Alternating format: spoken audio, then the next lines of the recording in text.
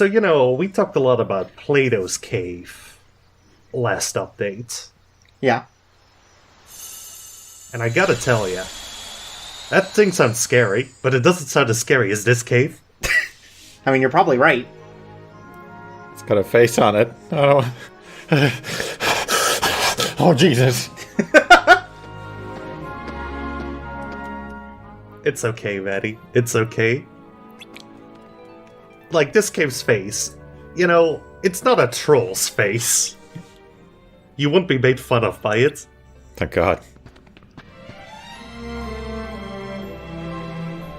Though this is the famous Skull Cave from Winnie the Pooh's Grand Adventure, The Search for Skull Cave.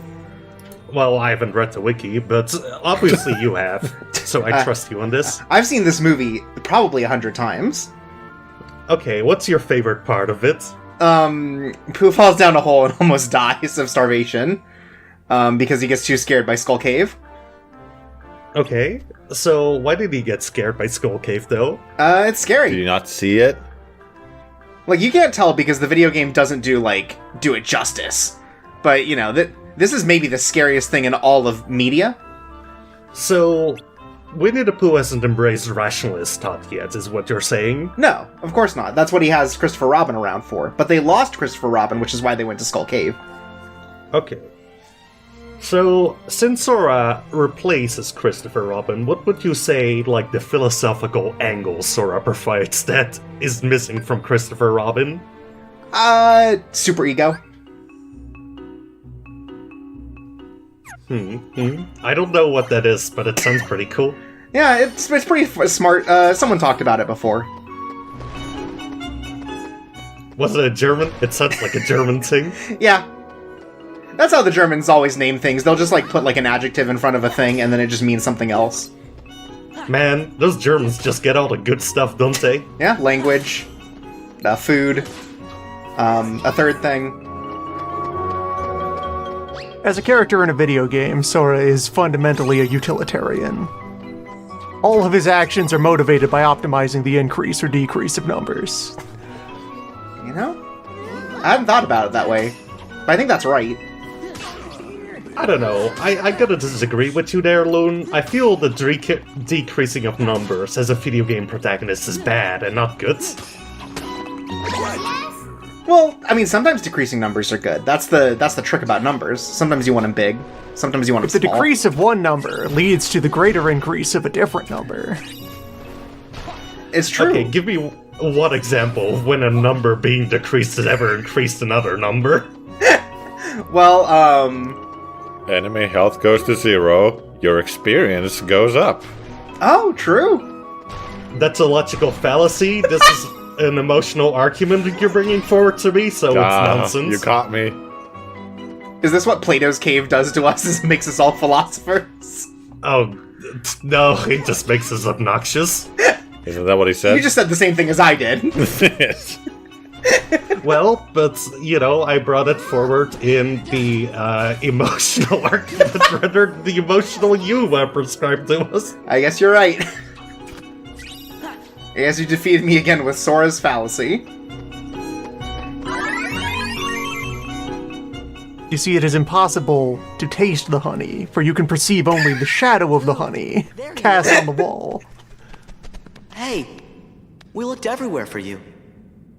I was looking for a very dear friend that I remember I made a very important promise to.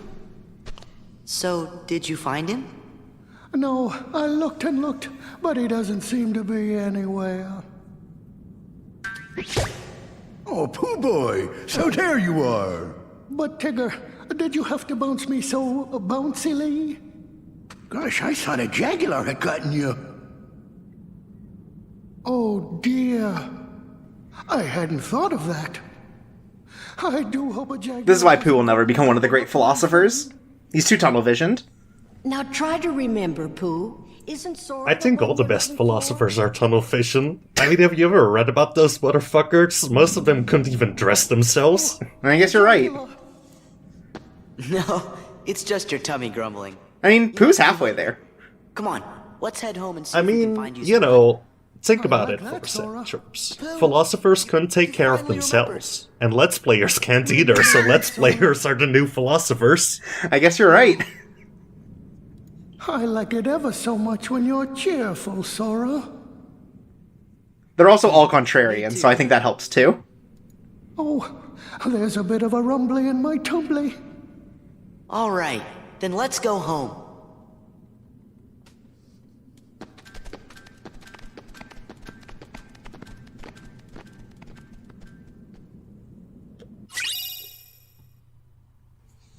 God, what a cool Keyblade. Yeah, it's literally only useful for, like, grinding the form that requires drive warps. Should have been Cool. called the B-Blade. Ooh, that's good. He's right. Missed opportunity. Okay, but why do you think it should be called the Beyblade? Is it because it reminds you of your favorite show, Beyblade? You've caught me yet again. Damn you. Oh, this is all about Maddie going, mask off, everybody.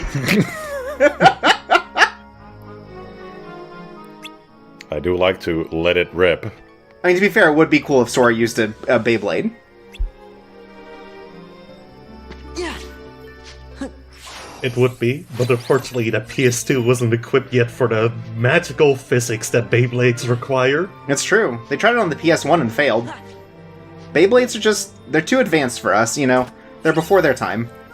It is. And don't even talk to me about the PS2 beat-em-up game. Alright, I won't. Thank you, Chirps. This is why you're a true ally to me.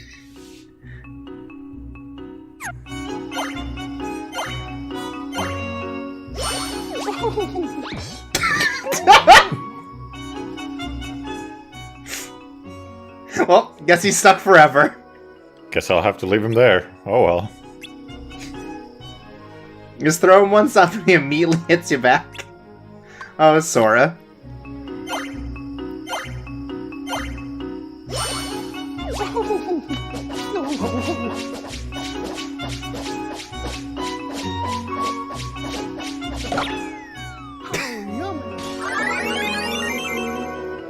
We saved him, but at what cost?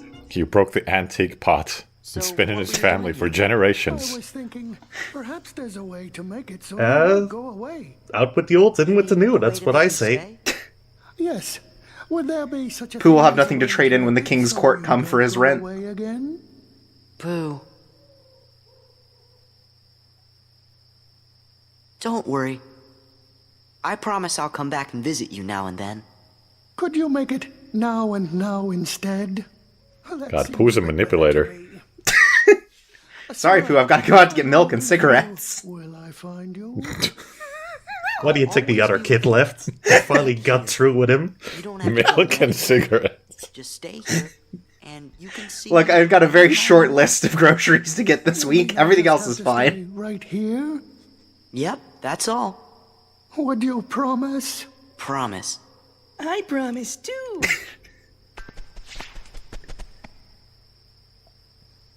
And so do Rue and I. We sure do. You're welcome to visit us anytime, Sora. Gee, thanks. Thanks. After all, I must tell you of my Uncle Albert's adventures at sea. Guess you'll be staying a while. Goodbye, Sora. Thanks, Gopher. If you ever get lonely, just start bouncing and think of your pal Tigger. I will, Tigger. You're leaving? Yes, I really have to go. Well, I won't be sad. Wow! You'll always be Jesus! right here. Oh, I okay. don't care about you. Right, Sora? If you're gonna leave me, you're dead to me. Never come back. And all of you are right here, too. See ya. Someone spent like 3 hours animating that blink and mouth opening and then closing. I'm not gonna lie, I thought he was gonna fly into the moon at the end there, from the way they framed the shot. Yeah, you know what, Maddie? It was worth it. It's one of the most beautiful eye blinks I've ever seen. Made me tear up a little, yeah. Yeah. It made me think that video games were truly more beautiful than real life. And so Christopher Robin's ego is replaced by Sora's superego.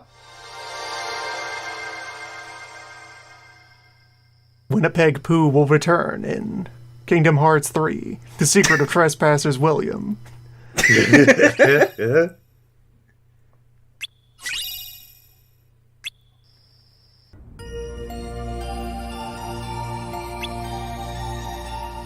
Anyway, we finished up Winnie the Pooh, but we got something special tonight.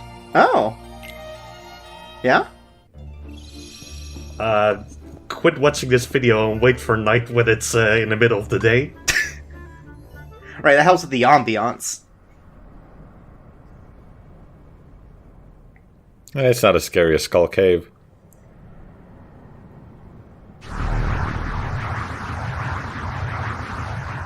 I mean, nothing's as scary as Skull Cave. But it's too scary, so that's why you have to watch it at daytime, and then watch this at night.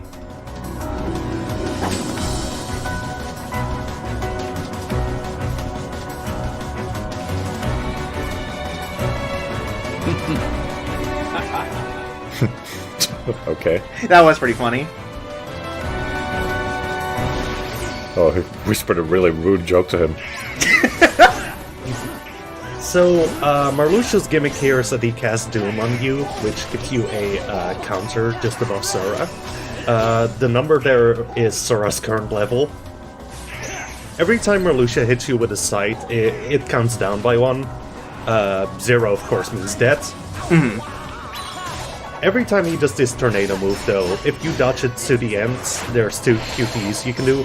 First is that thing I just did there, where you just restore, like, your number a little bit. Mm-hmm. Usually by, like, 9 or so. The other QTE you can do Aerial Strike, which you can get by being closer to Marluxia himself than his sight. Aerial Strike doesn't regain any part of, like, the Doom counter, but it does do more damage. That was pretty cool. Yeah, this boss fight fucking rules. I love this fight. It just seems like a straight up fight. It's just a very good bread and butter one, especially for the first phase. Like, it doesn't feel like... There are some of these that were like, the gimmick has felt intrusive. This does not feel very intrusive. Oh yeah. Like, it's just about... It's essentially just a test to see if, like, you know how to defend yourself and how to move around. Right. And given how you handle trolls online, you've been defending yourself for years with perfect accuracy. Yeah, I defend myself by saying, oh, please do not troll me. Please don't. And it just works like that. Marluxia's second phase here starts with him putting down these tree pulls. These pulls do fucking damage to you, and they do an insane amount of damage. He also puts that really annoying shield on you, like, twice for every go, and timing to avoid that is super fucking tight. The best way I found to avoid it is by either a double jump or a quick run, just about when the sound starts stopping. As well, he has this dash attack, which is very easy to counter. Just fucking guard when he comes to you. Yeah, it doesn't seem like he does it in combination with his other attacks, so it's not like things are ever getting too hectic that you couldn't dodge it. Yeah. The only problem with the dash attack is shit like here, when he just gets too close to the pulls and fucks you up. Holy shit, yeah, that was a lot of damage, Jesus. Yeah, and the shields also does that amount of damage, so, Good God. You really have to be on your toes. Yeah, apparently. I was thinking you just have to handle the death counter, but no, it turns out Marluxia's damage is just as bad. Yeah, however, you only need to worry about that in this phase. I find this phase kind of annoying, because sometimes you're just kind of in a spot where you can't really counter against him, and so you just kind of have to deal with the pulls for 2 more minutes. Sure. Since, like, he doesn't leave you a lot of time to actually hit him. Yeah, the pulls are maybe a bit too big. Yeah, I'd say, like, they'd still be a worthy challenge if they were, like, 10% smaller, while still giving you a bit more space to actually counter if he gets stuck near them. Yeah, like the fact that you don't have the full border of the screen or of the area seems like it makes it really hard to counter him as he's attacking you while they're still up. Yeah, baby.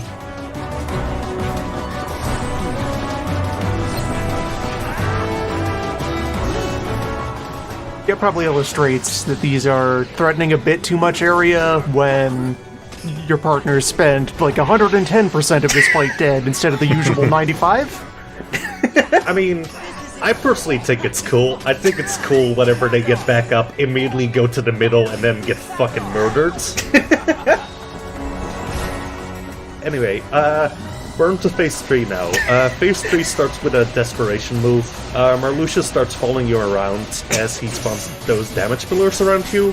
They do about the same damage as the pools, but they're a lot easier to avoid because you just have to fucking walk. Right. At the end of that desperation move, he throws a sight at you and jumps on you. The best way to dodge that is to quick run into him when he starts and dodge roll the jump. But I don't think I ever pulled it off well. I've just seen fucking speedrunners do it, and those guys are nuts.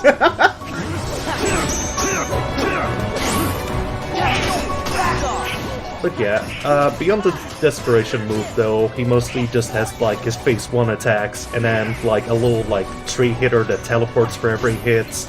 And this move, of course, which really isn't that bad. No, it seems like it gives you a lot of time to respond. Yeah, the only annoying thing about that move is you can definitely do a good combo on him afterwards, but if you're not close enough when he stops, he just goes back to the desperation move, and it's kind of annoying. You know, you said earlier that you've never dodged it. You still did a pretty good job with that one. I mean, I try. I've played this game for far too long. It's just built into your DNA at this point. Yeah. But yeah, I think phase 3 just goes on a bit too long. I'm doing this a bit earlier than I should, because I think this fight is meant for immediately onto the post-game. Oh, okay. But still though, the big problem is just he does his DM way too fucking much. If you cut that down by 2/3, I wouldn't spend nearly as long in this phase. Yeah, it does seem like it lasts quite a while, where you just have to run from him. But still, I think this is a pretty good fight. It's a good test to see what you've learned of all your growth abilities and how well you're able to guard. A real 8 out of 10 boss. Hell yeah.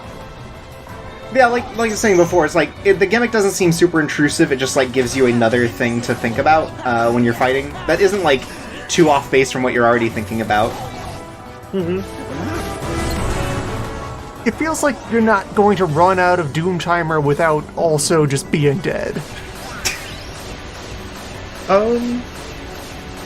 I kind of disagree. If you don't really know his attacks yet, you can definitely get really fucked up in phase 1 and 3 by just his attacks more than the fucking pulls.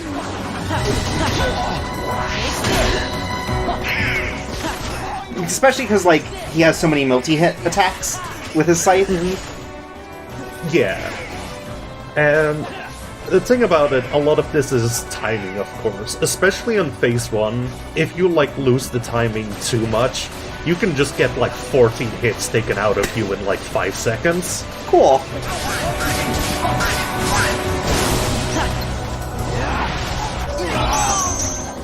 However, luckily I'm a pro gamer, so I've never gone down 30. You are pro. Thank you, Chirps. I am. Oh good, they got a little extra HP. Now they'll die slightly slower from all the pools.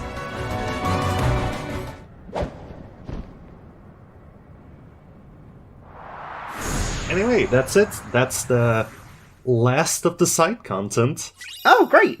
Well, for now, I mean. Finally, we've re-killed everyone from Chain of Memories. That's right. They really were idiots. Anyway, see you next time for another cup video.